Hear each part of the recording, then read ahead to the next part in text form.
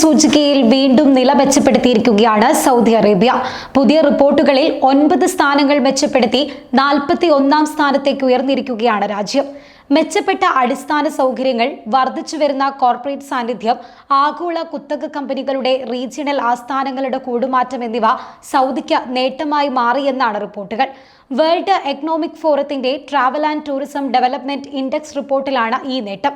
2019 മുതൽ middle east, north Africa എന്നീ മേഖലകളിൽ നിന്നും ഏറ്റവും കൂടുതൽ പുരോഗതി കൈവരിച്ച രാജ്യം സൗദി അറേബ്യയാണെന്നും റിപ്പോർട്ടുകൾ വിലയിരുത്തുന്നുണ്ട്. 119 രാജ്യങ്ങളെ വിലയിരുത്തിയാണ് TTDI റിപ്പോർട്ട് തയ്യാറാക്കിയിരിക്കുന്നത്.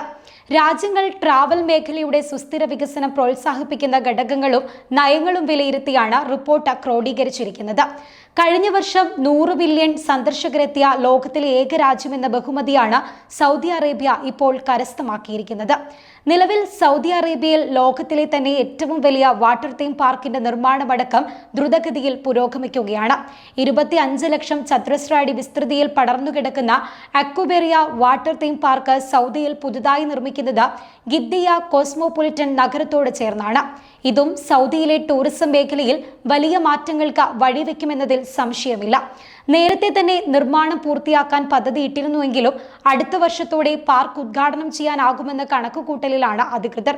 തലസ്ഥാന നഗരിയായ റിയാദിൽ നിന്ന് 25 മൈൽ അകലെയുള്ള തുവൈബ് പർവ്വതനിരകളിൽ സ്ഥിതി ചെയ്യുന്ന അക്വബേറിയ നിർമ്മാണം പുരോഗമിക്കുന്ന അത്യാധുനിക സൗകര്യങ്ങളോടുകൂടിയുള്ള ഗിദ്ദിയ സിറ്റി കോംപ്ലക്സിന്റെ ഭാഗമാണ്.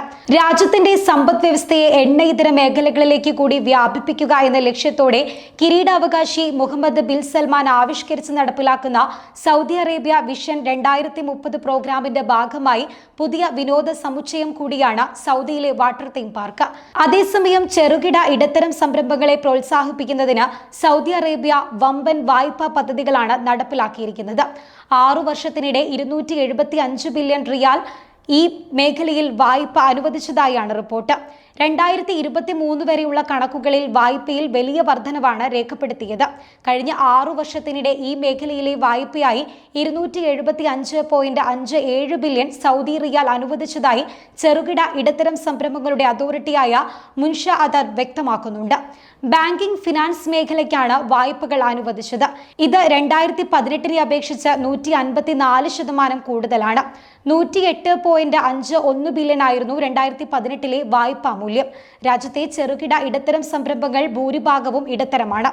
57.5% ഈ തരത്തിലുള്ളത്. ഈ വർഷം സാമ പുറത്തിറക്കിയ റിപ്പോർട്ടുകൾ ഇക്കാര്യം വ്യക്തമാക്കുന്നുണ്ട്. 33.5% ചെറുകിട സംരംഭങ്ങളും പ്രവർത്തിച്ചു വരുന്നു. ബാക്കിയുള്ള 9% മൈക്രോ എന്റർപ്രൈസ് വിഭാഗത്തിലും ഉൾപ്പെടുന്നവയാണ്. ഈ മേഖലയിൽ അനുവദിച്ച വായ്പകൾ തിരിച്ചടയ്ക്കുന്നതിന് സാവകാശവും ഗവൺമെന്റ് തലത്തിൽ അനുവദിച്ചിട്ടുണ്ട്.